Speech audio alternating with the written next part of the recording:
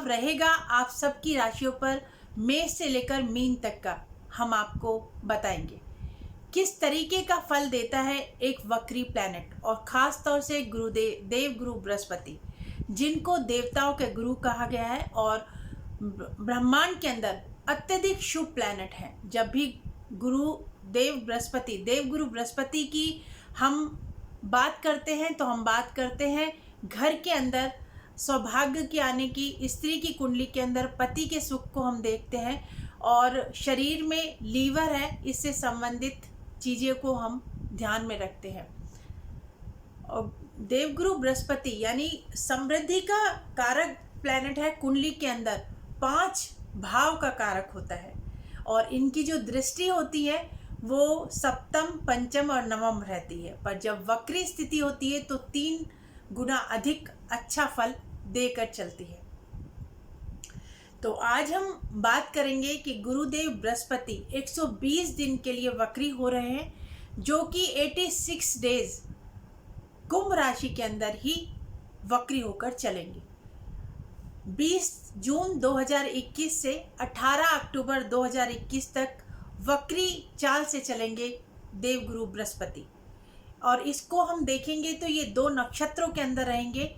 सतमिसा नक्षत्र से ये कनिष्ठा नक्षत्र की तरफ बढ़ेंगे, और 86 दिन ये कुंभ राशि के अंदर ही वक्री रहेंगे। 14 सितंबर सन 2021 तक 20 जून से 2021 से 20 जून 2021 से 14 सितंबर 2021 तक कुंभ राशि के अंदर ही ये गोचर करेंगे। क्या फल रहेगा सबकी राशियों पर, मेष से लेकर मीन तक की राशि का हम आपको राशिफल बताएंगे। जो वायु तत्व की राशि है उसके लिए ये काफ़ी शुभ रहेगा, और जो पृथ्वी तत्व की राशि है उनके लिए भी ये उत्तम फलदायक है। और बात करेंगे हम जो है जल तत्व की राशियों के लिए ये सम रहेगा, और अग्नि तत्व की राशियों के लिए ये उत्तम फल लेकर आ रहा है। अब हम बात करते हैं कि किस तरीके से वर्क करता है एक वक्री ग्रह। वक्री ग्रह होने पर इतनी चर्चा क्यों? वक्री ग्रह का इतना प्रभाव किसी भी कुंडली के अंदर किस तरीके से प्रभाव देता है? जहाँ ये प्लैनेट बैठा होता है उससे आगे और उसके पीछे का फल भी ये देने में सक्षम होता है। वक्री ग्रह सूर्य सिद्धांत बुक के अंदर लिखा गया है कि वक्री ग्रह वास्तव में कोई वक्री नहीं चलता। पृथ्वी से जब हम उसे देखते हैं तो इस तरीके से दिखता है कि वो लौट रहा है, यानी वक्री हो रहा है। और यहाँ कुंभ राशि से वो मकर राशि के अंदर जाने की तैयारी कर रहे हैं। सतमिषा नक्षत्र के अंदर 20 जून से 20 जुलाई तक ये रहेंगे। वहाँ ये थोड़ी सी इस समय थोड़ा संभावनाएं, जिस तरीके से राहु के नक्षत्र में रहेंगे तो थोड़ा सा अवेयर रहने की आवश्यकता है। और गोचर किस तरीके से प्रभाव देगा ये आपको मेष से लेके मीन तक की जो हम राशियां लेंगे उसमें आपको बताएंगे किस तरीके से ये प्रभाव देके चलेगा। कुंडली के अंदर एक बात विशेष ध्यान रखिए, कोई शुभ ग्रह अगर वक्री होता है तो उसकी शुभता बढ़ जाती है। इसी तरीके से अभी शनिदेव 23 मई से वक्री हुए हैं और 11 अक्टूबर तक वक्री होकर चलेंगे। मकर राशि अपनी ही राशि के अंदर वक्री हुए हैं, तो उनका फल पिछले वीडियोस में बताया है। पर अगर 86 यानी 86 दिन बाद जब देवगुरु बृहस्पति मकर राशि के अंदर नीचस्थ होकर वक्री होंगे तो ये 18 अक्टूबर तक रहेंगे, और शनि जो है 11 अक्टूबर तक वहाँ वक्री हैं। तो जो 1 हफ्ते का समय है उसमें देवगुरु बृहस्पति वक्री रहेंगे और शनि वक्री नहीं रहेंगे। जब 2 वक्री ग्रहों की दशाएं या गोचर चलेगा तो क्या प्रभाव देगा वो हम आपको नेक्स्ट वीडियोस में बताएंगे। पर इस वीडियो में हम बताएंगे कि 20 जून 2021 से और 14 सितंबर 2021 तक मेष राशि से लेकर और मीन तक क्या फल रहेगा। गोचर इसी तरीके से प्रभाव देता है जिस तरीके से, जैसे कि हम साल भर में देखते हैं कि सूर्य जिन जिन राशियों के अंदर जाता है तो पूरी ऋतुएं चेंज होती हैं। कि इस राशि के अंदर रहेगा तो ग्रीष्म ऋतु पड़ती है, इस राशि में जाता है तो शीत ऋतु पड़ती है, इसमें जाता है तो बारिशें होती हैं। तो ये सारे जो राशियां हैं उस वाइज सूर्य अगर वहाँ पर जाते हैं तो मौसम में चेंज आता है। यहाँ गोचर में प्रभाव यह है कि जैसे कि आज का मौसम क्या है। आज वहाँ पर बदली अगर आ गई तो बारिश होगी, बारिशों का मौसम ना होते हुए भी बारिशें होती हैं, वो गोचर कहलाता है। या आंधी तूफान आते हैं या ओले पड़ते हैं, तो किस तरीके का प्रभाव ग्रह देकर चलता है, ये गोचर का प्रभाव जो है हर मानव को प्रभावित करके चलता है। तो मेष राशि के अंदर बात करेंगे हम सब सर्वप्रथम मेष राशि की। मेष राशि के अंदर देवगुरु बृहस्पति दसम जो 11वें भाव के अंदर विराजमान है, वक्री गति से वहां से चलेंगे तो लाभ स्थान से वो सप्तम को देख रहे हैं, पंचम को देख रहे हैं और आपके पराक्रम को देख रहे हैं। और गुरुदेव बृहस्पति की जहां वो बैठे हैं उससे कर्म भाव और यानी खर्चे का ये सारे भाव को इफेक्ट हो करके चलेंगे, इनसे ही निहित आपके फल रहेंगे। जैसे कि अगर 11वीं राशि कुंभ राशि के अंदर मेष राशि से हम देखते हैं देवगुरु बृहस्पति विराजमान है, तो कर्म को भी इफेक्ट करके चलेंगे, खर्चे भी अधिक करवाएंगे, काम भी करवाएंगे, खर्चे भी करवाएंगे। और पंचम यानी अगर कोई कंपटीशन की कोई बच्चा तैयारी कर रहा है या कोई बड़ा कोई कंपटीशन की तैयारी कर रहा है तो उसमें सफलता मिलने के योग बनते हैं और आपके जो भी काम रुके हुए होने की संभावना है, क्योंकि कर्म भाव पर भी वक्री गुरु का प्रभाव चलेगा।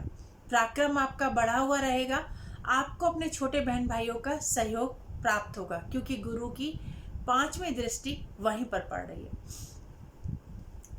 यहाँ आपको एक बात बता दें कि जब ये यहाँ पर सप्तम दृष्टि से सप्तमेश को देख रहे हैं, तो अगर किसी का डिवोर्स योग चल रहा है या पति पत्नी के अंदर तनाव चल रहा है तो यहाँ पर ये बात कंफर्म है कि वो डिसीजन डिले हो जाएगा और आपकी अगर आप संधि करना चाहते हैं तो संधि होने की संभावना है। पार्टनरशिप अगर टूटने के कगार पे थी तो वो भी नहीं टूटेगी क्योंकि गुरु की दृष्टि रहेगी और आप अगर उलझे हुए कार्य अपने बना सकते हैं। पार्टनर के साथ किसी भी तरीके का तनाव चल रहा था तो उसको आप दूर कर सकते हैं।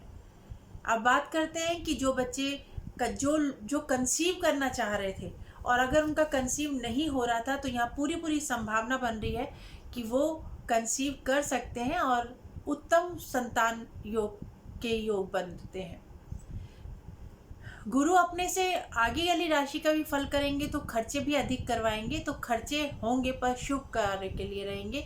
ये भी कुंडली का एक योग बन रहा है। ये 14 सितंबर तक मेष राशि के लिए रहा। मेष राशि के अंतर्गत ये फल गुरु देव बृहस्पति जिन जिन भाव के कारक होते हैं उन भाव का फल अधिक देके चलेंगे। शरीर के अंदर आपको स्फूर्ति देंगे और स्वास्थ्य को अच्छा करके रखेंगे क्योंकि मेष राशि के अंदर कर्म भाव के अंदर शनि भी वक्री होकर चल रहे हैं। अब बात करते हैं वृषभ राशि की। वृषभ राशि के अंदर देवगुरु बृहस्पति कर्म भाव के अंदर होकर चल रहे हैं, दसम के अंदर है, वो भाग्य का और लाभ का भी फल करेंगे और जहां वो बैठे हैं वहां से सप्तम यानी कि मकान गाड़ी वाहन मां से संबंधित जो भी आपके कार्य हैं उनमें सफलता मिलती नजर आ रही है। अब बात करते हैं कि वहां से जो 9वीं दृष्टि है वो रोग शत्रु ऋण की, अगर कहीं ना कहीं आपने ऋण ले रखा है तो उसको चुकाने में वो सक्षम रहेंगे। धन भाव को भी देख रहे हैं, वाणी के ऊपर थोड़ा सा संयम रखिए, धन आपका अवश्य जुड़ेगा और आपने अगर कोई भी कर्जा या लोन ले रखा है तो इस पीरियड के अंदर चुकेगा और शत्रु को जो है वो दबा के रखने में वो सक्षम रहेंगे। दसम में गुरु का बैठना, अपना सप्तम से चतुर्थ भाव को देखना और जो है सप्तम दृष्टि से और जो 9वीं दृष्टि से छठे भाव को देख रहा है गुरु और वहाँ से 5वीं दृष्टि से कुटुंब परिवार को देख रहा है, तो कोई ना कोई शुभ कार्य घर के अंदर होता हुआ नजर आ रहा है। तो वृषभ राशि के लिए ये काफ़ी श्रेष्ठ रहेगा। यहाँ वीडियो ज़्यादा लंबा हो रहा है क्योंकि कुंडली के अंदर अगर हम किसी भी ग्रह के कार्य को बताते हैं तो उसमें टाइम लग जाता है, उसको समझाना भी बहुत ज़रूरी होता है। तो यहाँ आज हम बात दो ही राशियाँ लेंगे क्योंकि गुरु से संबंधित बहुत सी ऐसी बातें हैं जो हमें बतानी होती हैं। जब गुरु राशि परिवर्तन करते हैं या गुरु वक्री होते हैं या गुरु अस्त होते हैं तो वहाँ पर किस तरीके का प्रभाव देकर चलते हैं, ये एक ज्योतिषाचार्य बहुत अच्छे से समझा सकता है। आपकी जो राशि है वो चंद्र राशि से इसको देखें, क्योंकि गोचर चंद्र राशि के ऊपर इफेक्ट करके चलता है। तो मिलते हैं एक अगले वीडियो के अंदर आगे की राशियों को लेकर, मिथुन से लेकर और हम मीन राशि तक की बात करेंगे। देवगुरु बृहस्पति का वक्री होना अपने आप में शुभता को बढ़ा रहा है। समाज के अंदर अगर कहीं रोग की उत्पत्ति हो रही है तो वहाँ पर भी रोग समाप्ति के आसार नज़र आ रहे हैं। अगर समाप्ति में देर थोड़ी लगती भी है तो कहीं ना कहीं समाधान साथ साथ मिलेंगे, क्योंकि ज्ञान का वर्धन करते हैं, धैर्यता देते हैं, सुख समृद्धि भी बढ़ाते हैं, व्यापार भी बढ़ते हुए नजर आएंगे। मिलते हैं अगले वीडियो में, तब तक के लिए